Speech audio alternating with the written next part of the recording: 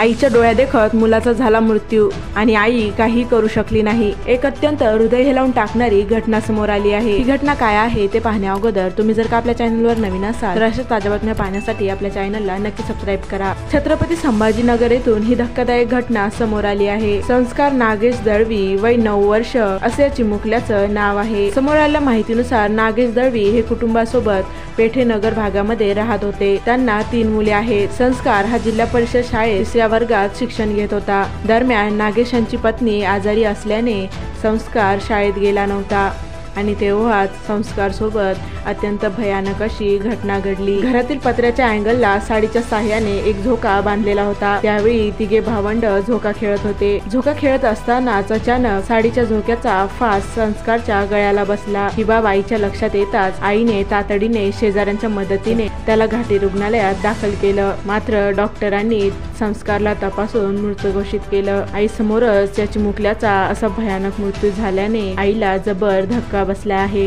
या घटनेने संपूर्ण कुटुंब हळहळलं आहे।